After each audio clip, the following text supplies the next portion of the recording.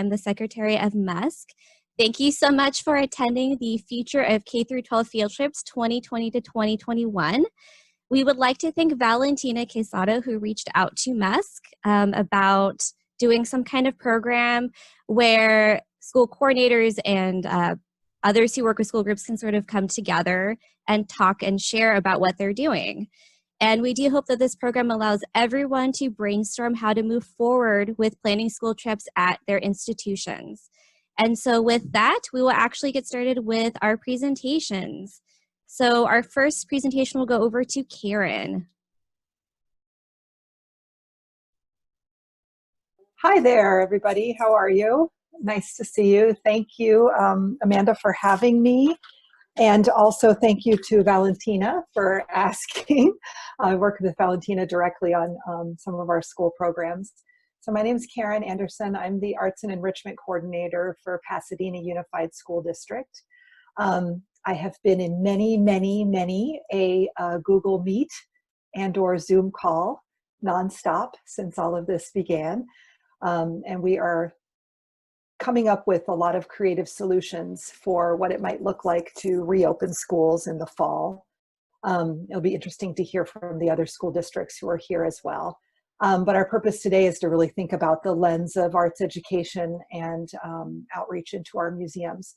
So in Pasadena Unified, we have a program, a K-6 program called Mayan Masterpieces, where students, it's a visual arts curriculum where students strategically go through a program of going to a different museum every year in kindergarten through 6th grade. And it has visual arts curriculum that goes around that teachers engage in. And it's a city partnership with the city of Pasadena and many of our cultural institutions. So as you can imagine, it's a huge program. Every single student participates every single year. So we do over 500 field trips a year, K-6. And also we, so anyway, it's a huge amount of services. We also have, for example, the program assistant in the arts office. About 50% of her job is managing my masterpieces. So she's been doing many other things during this time. Luckily, with this school year, we were able to complete 73% of the My Masterpieces trips. So we only had 27% of students who did not get to go on their My Masterpieces trip this year, which is pretty good. We are looking at, in terms of the reopening and structures of our schools, there are many unanswered questions.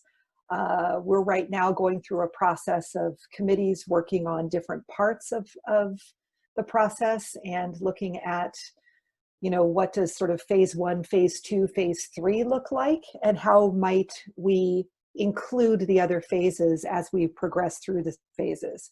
So meaning, what does remote learning 2.0 look like? We've learned a lot from our emergency remote learning. What does that look like with all of the best practices in place? And then what does a blended model look like when we can come back once LA County moves to stage 3, they're calling it, and there can be some opening of K-12 schools with many restrictions. What does that look like? And then what does the new normal look like? And for arts education, this is a really challenging time because the budgets are, as you know from the May revise from the governor, the budgets are tightening. For our district, we're looking at a huge amount that needs to get cut. So I am there advocating with the curriculum instruction team that the arts aren't just the first thing that gets cut. But I will be really honest, I am concerned about some of our teachers, especially our teachers who do not have a roster, if that makes sense. That means art specialists in elementary, who work at multiple schools, work with multiple classrooms, but they don't have their own class. A little concerned about them. Secondary art specialist, I'm not as concerned about because they do have rosters and they are an A through G requirement. However, I don't know if y'all noticed in the May revise, there was a lot of language around cuts to career and technical education, CTE programs. and a lot of our visual and media arts teachers in secondary are CTE teachers. So I am concerned about them as well. So just kind of putting things in context. I'm also concerned that as we move into 2.0 or into blended learning, which would be another stage, I think that the arts classes are some of the most important classes to have live. It's pretty tough to conduct dance classes and theater classes and visual arts classes remotely. So I'm trying to flip some of the thinking at our district towards, no, don't just make the electives the thing that is not live, right? Let's actually think about like what could strategically be live and be really important in that way. So there's a lot of thinking and brainstorming and creativity being expressed in district leaders right now, and really thinking about just a new paradigm for education. And so in that way, it's very exciting. So for my masterpieces, as we go into what could be the blended model, so the restrictions, from what I understand from our director of health services, and we're a little unique in Pasadena because we have our own health department. So our district health director is working with our city health director, who also works with the county. So from what I understand, as long as we are self-contained, meaning the elementary classroom, they're only with their teacher all the time. They will not be able to have any specialists come in or any sort of movement, mixing with other kids. They would just be entirely self-contained. So from what I'm understanding is if we were self-contained and that one class got on a bus and went on a field trip, they could do that if they remained self-contained once we get to that phase. Now, as you can imagine, that's going to be very challenging financially for a lot of us. The cost of transportation has become really, really challenging in the last few years. So just flat out buses. So if we can't put 3 kindergarten classes on a bus to go to Kid Space, and we can't put 3 first grade classes on a bus to go to the Huntington, then it's going to cost 3 times as much, right? Because you're going to have 3 buses for those. So we're looking at some creative ideas. I want to give a shout out to some of our partners who are in this meeting. I tried to look quickly, but I for sure saw Louise and Amanda from the Huntington, who have been really great through this process. What we have done is created a virtual no boundaries on our PUSD Visual and Performing Arts Power School Learning page for K-5. So we have a visual and performing arts page that's available to all K-5 parents, students, and teachers, that has lessons and activities that are curated in theater, visual arts, and music. And we created on there a My Masterpieces section where we're putting really all of the incredible resources that our partners have developed. And most of our partners have also developed My Masterpieces specific materials. So we've put those on there so that our students can, so that our teachers can access them and assign different things to the students and give them some of that experience.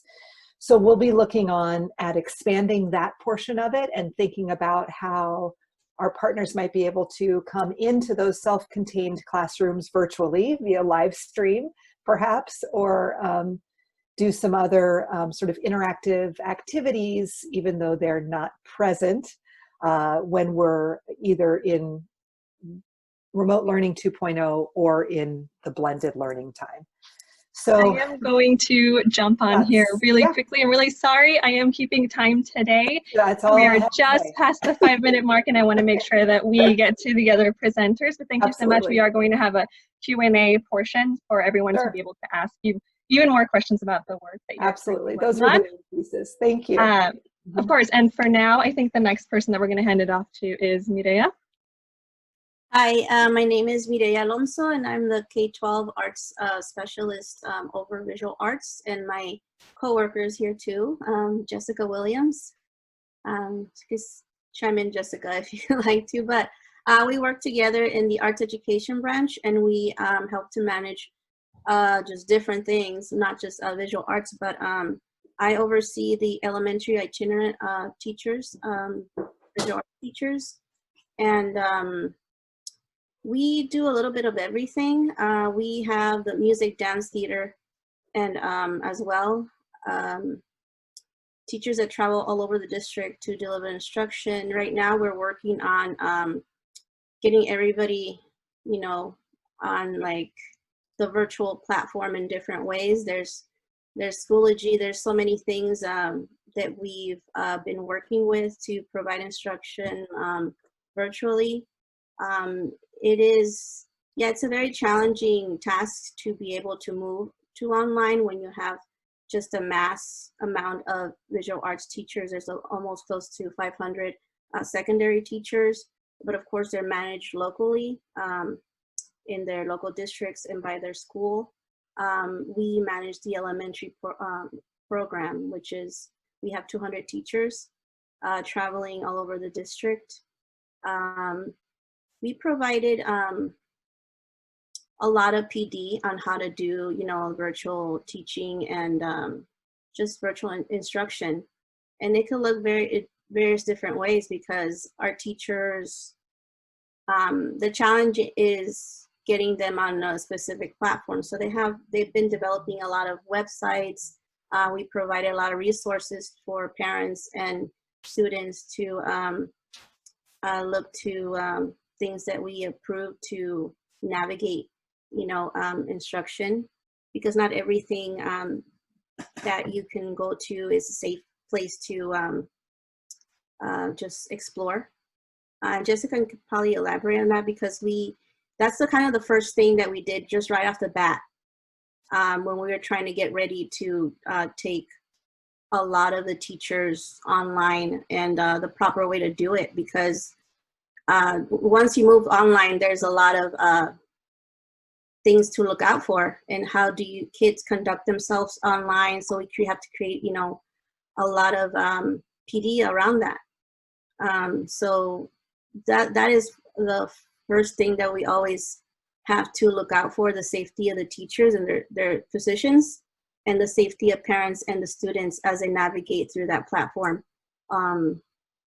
And that is one thing that we keep having to check on.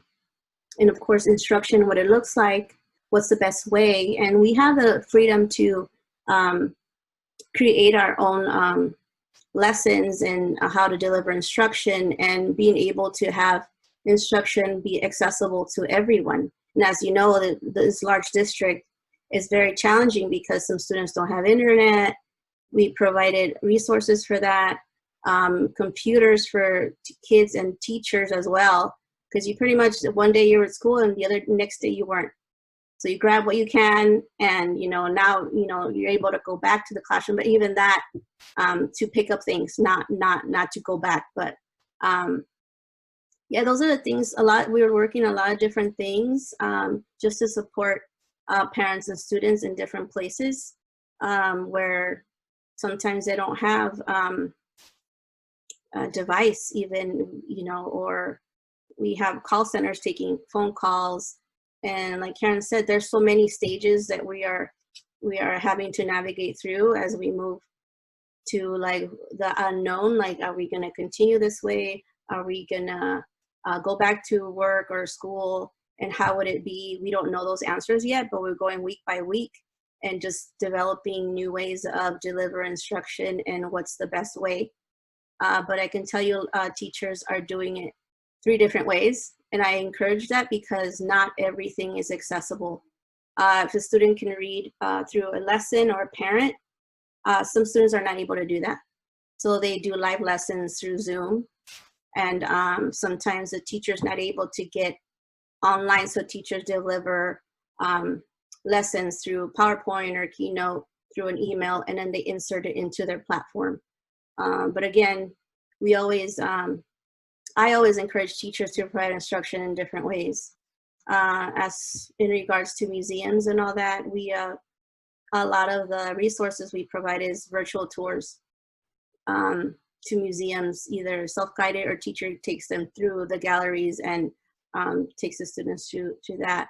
but we haven't thought further than, that point, because it's just such a large district and an undertaking. Not only in elementary, we provide resources and help to secondary teachers, because it's a very, we have a lot of teachers that are very knowledgeable. They've already been working online, but not teaching online, just having that platform, such as Schoology or Google Classroom, things like that, or Class Dojo. They've been using those platforms, but right now I wouldn't, we don't have a plan of field trips, and we are very grateful that, museums have been working with us for such a long time. And just thinking about that, it's a big piece of our year. We plan ahead, way ahead, and try to get in there. Even a lot of elementary school teachers, they provide that help to the elementary schools and getting kids on field trips. That's part of their big to-do list at the beginning of the year, getting those kids on the buses and out, getting funding together and organizing everything and getting them to the museum. It's a very important part of the year. So yeah, be curious to see how that would look like. Right now, museums are a big part of our the resources that we give to teachers, parents, and students. And we would like to see more, ways to navigate through the big museums in Los Angeles. But it's great that now there's more awareness of museums around the world. I mean, there's always been, but now kids are using that more than before, and parents as well. Thank you, Mireya. Yeah. I am going to now hand it over to Valentina. Hi, everyone. Thank you for all the enthusiasm in joining this conversation. I started thinking about this right when we closed the museum back in March, and have been working with my colleagues at the museum to really figure out how do we move forward from all of this? How do we re-envision our program? So I am the Youth and Family Program Specialist at the USC Pacific Asia Museum in Pasadena, where, like Karen mentioned, I work with her and with the Mayan Masterpieces program. So our museum serves the 6th grade in the district, and we focus our program on the Silk Road. So aside from managing and developing the K-12 programs at PAM, I also oversee all of our family and intergenerational programs. So these include, aside from school tours, our Free Second Sundays, school and library partnerships, teen ambassadors, USC student educators, and any kind of gallery interpretation that the museum does. Once the shutdown happened, I really started focusing on developing content for our PAM at Home, which is our new online initiative with daily posts and activities for kids, for families, for adults, for anyone who wants to learn and also get more active.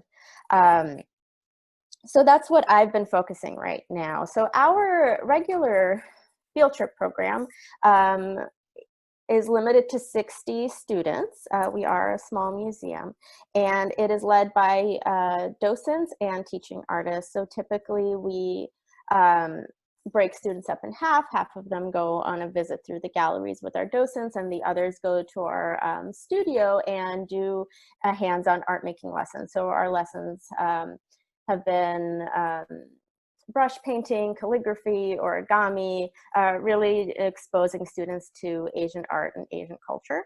And now we're trying to figure out how to take all of that and make it virtual. So one of the kind of challenges that I've been thinking about is how do we keep the momentum of our program going? So the museum actually reopened in 2017, and in these 3 years I've really been working to get teachers to know that the museum exists again, that we have a large scholarship program for free busing, and over these 3 years the program has really increased in popularity. So this past year we've actually had all of our dates booked. and until, of course, the closure happened. And then one of the challenges and fears that I have is with the closure, this kind of momentum will die down and teachers won't be signing up for trips again. And then another challenge is developing something that will be accessible to our docents to lead as instructors, and thinking about how do we get the less tech savvy, so to speak, to be able to lead these, and especially if docents won't be allowed to go back to the museum and to lead, if we have all the equipment set up at the museum, if they're not allowed to because of city or county restrictions, and what do we kind of do then?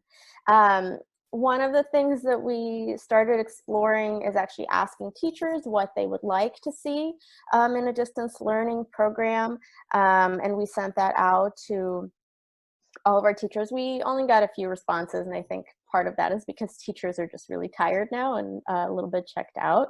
But overall, from the responses that we did get, most of them were yes or maybes. The teachers would be interested in doing a distance learning field trip in lieu of a physical field trip.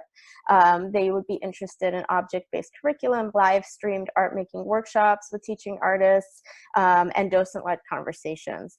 And then as far as content, they would be interested in the mix of both kind of ELA, social science standards content mixed with curriculum focused on social emotional learning and empathy building right now during this time. So in terms of ideas, we've been floating around a few different things. My whole school tours program is grant funded. So right now we're really amping up our grant applications, and I'm working very closely with our development department to get some more kind of relief funding for this specific type of work so that we can continue to work with our Mayan Masterpieces partners. And one of the ideas that we've been floating around is converting the same structure to online, to working directly with like one teacher at a time. So if we do a close looking either through Zoom or through Google Classroom with a docent, and then switch over to a teaching artist who would do some sort of hands-on art lesson tailored to a classroom setting that the teacher could physically do with the students in the class. So instead of calligraphy, we would figure something out with our teaching artists that would use more accessible materials. Also been floating the idea around of providing students with the materials if we get enough grant funding to do something like that. Again, that would sort of, aside from the funding, would really depend on what the regulations are and like the health restrictions of the school, etc. I am sorry, I'm going to have to stop you. Okay. We're going to move on to Tara, and then we will have one more after that. Hi, everybody. I just want to start by saying I'm so happy to see everyone. There's a lot about this moment that's really hard and really challenging, but being part of this community is just a blessing right now. So it's really great to see you all through my screen. For those of you who I haven't met, my name is Tara. I am the specialist for family and K-12 audiences at the Hammer Museum. And today I want to share with you a bit some of the questions that we've been asking ourselves about how to best serve teachers and students next year. We are really in this place of experimentation right now for students. There's so much that's unknown, and as a planner, that's very challenging for me, but it is this really exciting opportunity for us, and we're thinking about all of our programs, not thinking so much about replicating them in this new COVID world, but really taking a step back and thinking about the philosophy that guides the programs that we do, our goals for what we want teachers and students to be able to get out of their experiences and programming with us, and thinking about what engagement in the new COVID world looks like with those sort of larger ideas in mind. And the first question that we've been asking ourselves, which is sort of a basic one, is what does it even mean to offer a tour right now? When we started shutting down, we reached out to a lot of our teacher partners and asked about ways that we might be able to help and support them as we're transitioning into a lot of distance and virtual learning, and many of them said tours. And we sort of asked ourselves this question of, you know, what does that offer for students in this moment? So we're not necessarily trying to make curricular connections right now because so much is up in the air and changing every single moment. We don't necessarily want to come into virtual classrooms and have students be thinking about all of the hard information that comes with artwork. So the names and dates and art historical terms, it's not necessarily it. One point of inspiration that we had was from one of our teacher partners who has what he calls brain breaks with his students every week. Because everything around them is so challenging right now, he invites them all to come together to just have fun. And we thought, well, we can do that. That's something that we can try.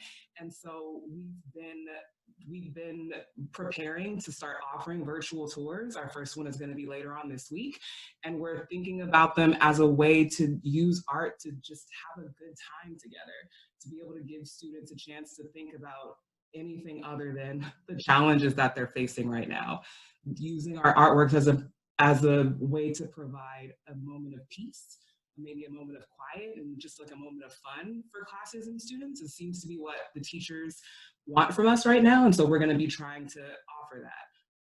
And there are lots of challenges that come with that territory. So thinking about artworks that translate well to the virtual sphere, thinking about how to facilitate. Now I'm in my bedroom and not in the galleries. And so a lot of the training that I've been through to think about how to engage with students, I've had to rethink in this digital sphere. And so thinking about how we can learn ourselves and also train our student educators who are UCLA students and the bulk of our teaching staff come the fall in this new area is a challenge that we're thinking through, but looking forward to seeing sort of how it shakes down. Another question that we're thinking about is just what is the role of an art museum right now?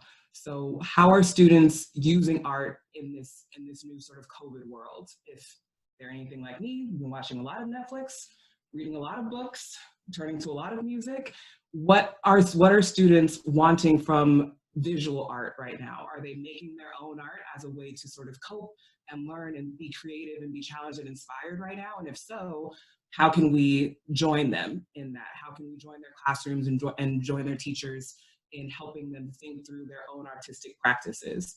And this could be a space for us to radically reimagine some of the programming that we're doing with teachers and students. But we're trying to sort of meet students where they are in this new way, because the world that they're coming from is now so different from the one that we're accustomed to. The things that they're bringing to the table are very different, and we need to practice on how to respond in sort of a different way. And along both of those lines, the biggest question that we're trying to ask ourselves is, how do we make sure that no one is left behind? So I've heard a couple of different folks allude to this already, but reaching students online isn't necessarily the way to reach all of the students. There are plenty of reasons why not everyone is able to access Zoom. They don't have the right technology. They don't have the Wi-Fi set up at home. And even if you can get onto Zoom, you may be in a home situation that isn't conducive for learning. And if museums exist as resources for their communities, how do we think outside the box to reach those students who won't be able to meet us in a screen? And we're thinking about our longer term partners with various schools that we work with throughout the year. How do we deepen those partnerships and maybe provide booklets? How do we work more collaboratively to work on arts integrated units more long term? Thinking about what tangible materials it makes sense to be able to provide for students, and thinking about how do we even get those to those students. Our classroom in residence program was interrupted when the school district, when everything closed down. And just as an example, those students, their belongings are still at the museum. So the sketchbooks that we have been working with them with, their water bottles still in our offices. And the teacher and I have been communicating for weeks to think about the best way to bring them back. And there are lots of logistical hurdles for even returning those items to the students. So thinking about other things that we bring into our space and then distribute to an even bigger body of students is a challenge that we're working through. But it's part of how we're thinking about the whole of the student body that we serve in Los Angeles. So I hope that those questions are helpful. I hope someone has answers that are beyond the things that we've come up with to think about ourselves. And I'm looking forward to our conversation. Thank you, Tara. And last we have Erin. Hi, everybody. Oh my God, it's so good to see so many of you. I've worked with probably half people in this Zoom room, which is kind of awesome. I see you all.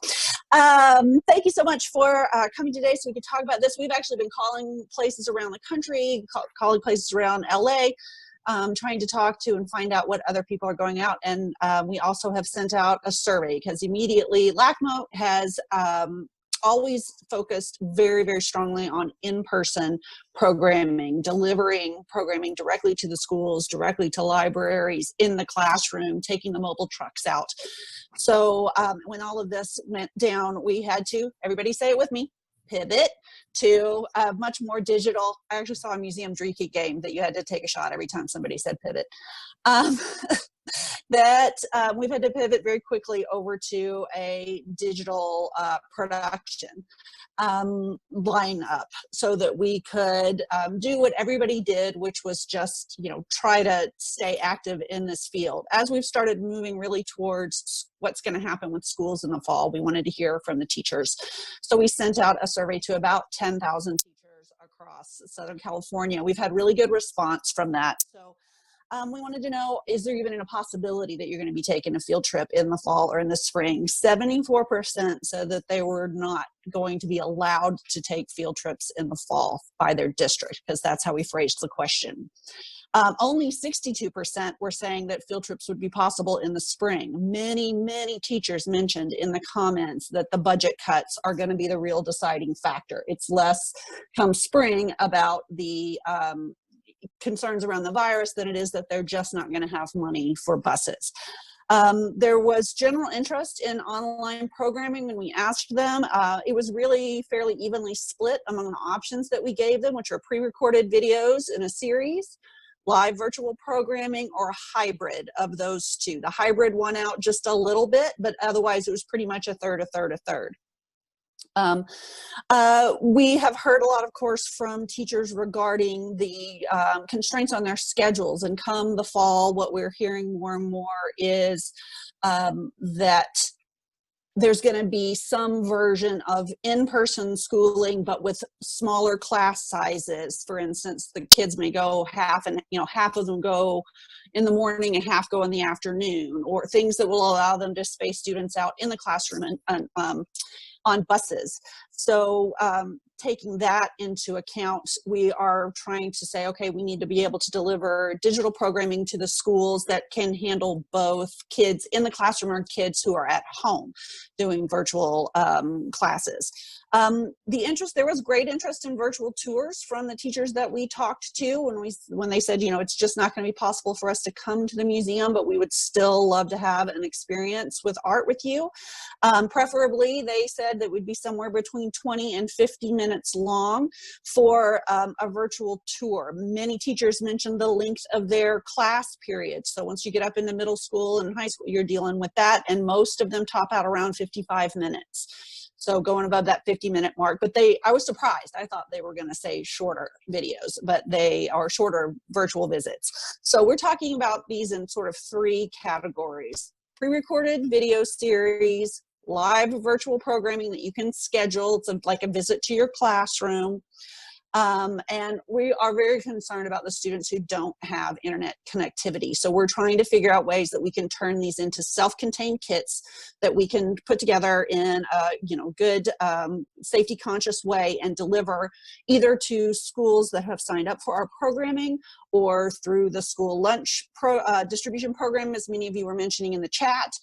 We also have a lot of partnerships with libraries, and as we know, that is a major place that people without internet go to get the internet. We want to make sure that we have art kits that are available for families and students at libraries where they can pick them up easily. So we're trying to work on that. There was lots of interest in PD from teachers throughout the year, including in person, as long as social distancing was followed. But there was a lot of interest as well in virtual, either pre-recorded, some people like that, or live virtual. Some people really mentioned that getting together with their peers was incredibly important, so they wanted that live experience. Other ones were like, my schedule's bananas, I need a pre-recorded professional development that I can intake on my own time. The digital was met, the offer of virtual programming was met by a lot of teachers with a lot of thanks by saying, I've always wanted to do it at your museum, but I can't get there. It's too far. It's at the time of day. It's just, I can't do it. So that for me was a real lesson in thinking about how we do our programming in general, which is we should probably be offering some kind of virtual PD no matter what. You know, if the world goes back to some level of normal, then And we want to keep that. Yes. Not to cut you off, but I think that might be a great place to just jump into some Q&A from the audience. I do want to mention quickly, someone did bring up, so the budget that Karen was mentioning earlier has been posted as a link in the chat, and Sarah mentioned if LACMA is able to share that data, and if you are, if maybe we could drop that as a resource in the chat. Moving on to a more formal question, is Christina asked, aside from getting lessons online, how do you get art supplies to students to use at home, especially with an eye towards feasibility and safety? If anyone of our kind of contributors wants to take. I can talk to that for a minute. This has been a major question, and to me, it hasn't been a financial question, because we have plenty of donors who want to get art supplies to kids. Like, that's something that everyone wants to have happen in the world. The problem is that once we went through it all and trying to figure out how to safely make the kits, or have a company make them, such as Southwest School Supply or somebody like that, and then distribute them at our lunch sites, it would be a different crew, and being able to maintain that. And once I talked through it all through all of the logistics of it with our health director, we kind of decided that it was going to put more people at risk than necessary at that point in time. Now, that was like a month ago that we kind of went through it all. But that being said, if we're opening the school year in remote learning, we need to think about how we're going to get supplies to kids, not just art supplies, but like pencils and paper, just regular old school supplies. So we're working through a process for that. But a lot of people have the idea like, oh yeah, they could just do it at the lunch pickup. But like, the lunch pickup is an essential service, and there's very specific people that are doing that work in a very specific way. And to add like danger to those people, it doesn't, just adding more layers to it. And when you thought about it that way, it was hard to say that art supplies were an essential service, you see?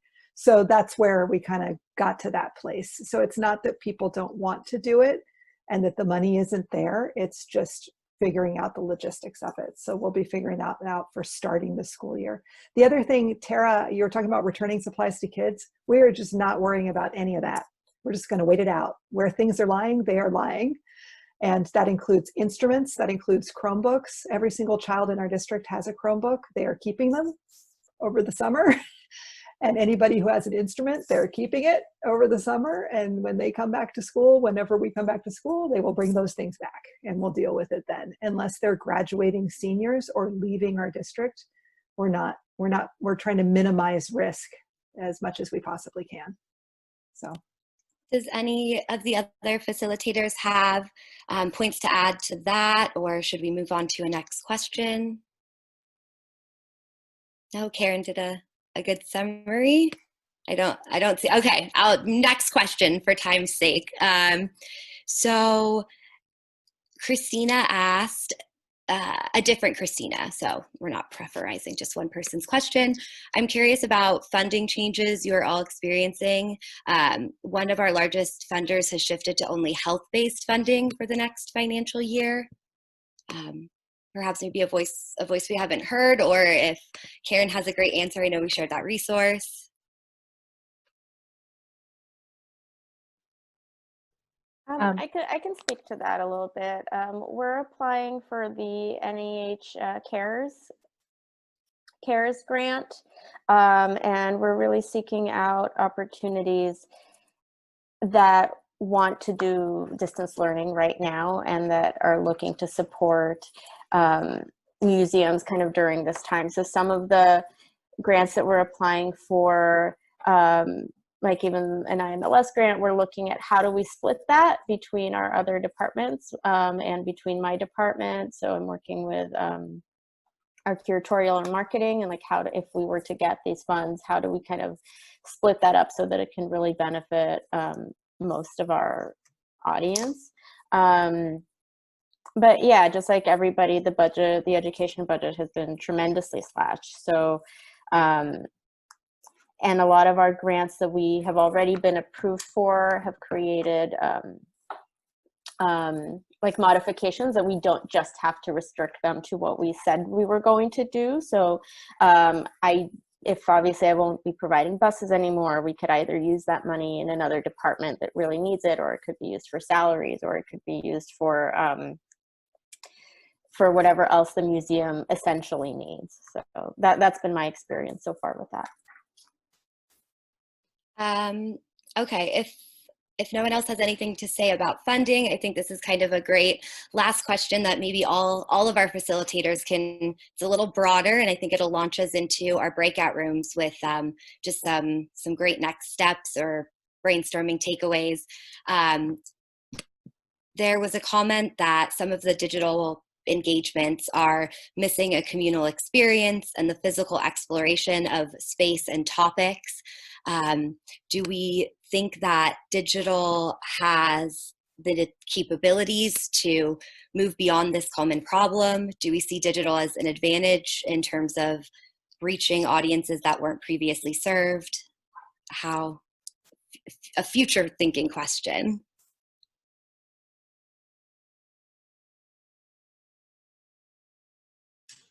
I'll start by just saying that this has been one of the most challenging parts of thinking through digital engagement right now.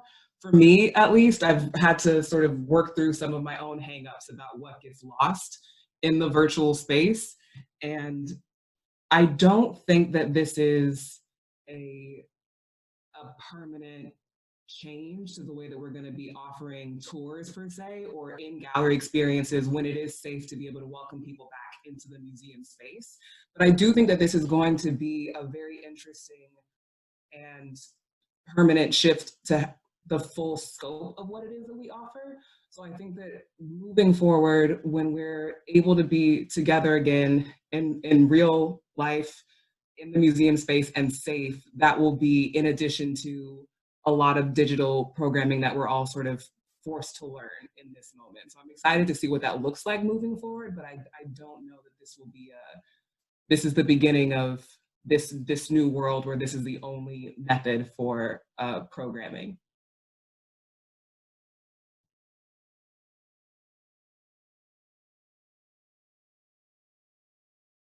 Thank you, Tara.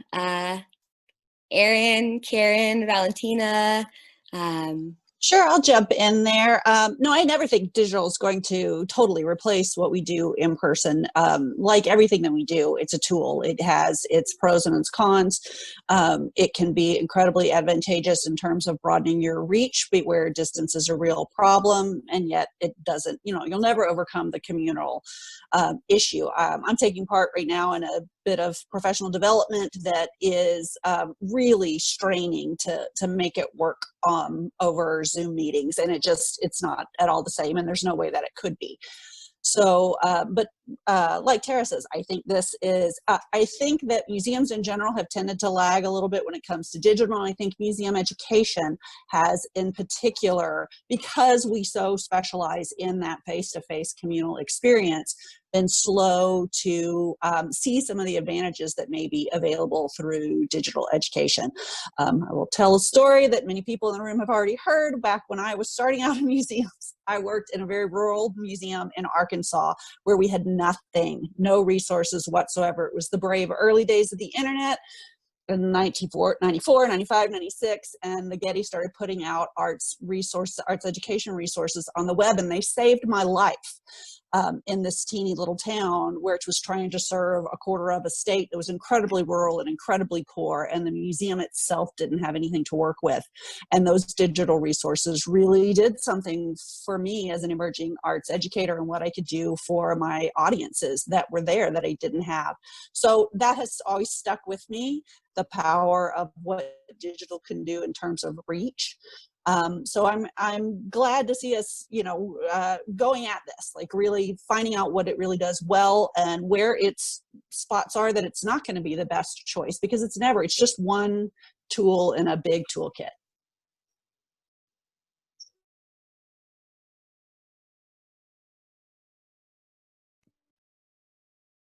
All right, and with that, I'm checking, perfect. I just got a A-OK. So the portion of the program will now move to breakout rooms. Do you know that the breakout rooms are not recorded? So if you find yourself wanting to be a little bit more candid, or know that the conversation ends there, we'll have 20 minutes, and we're looking forward to seeing a smaller group of you there.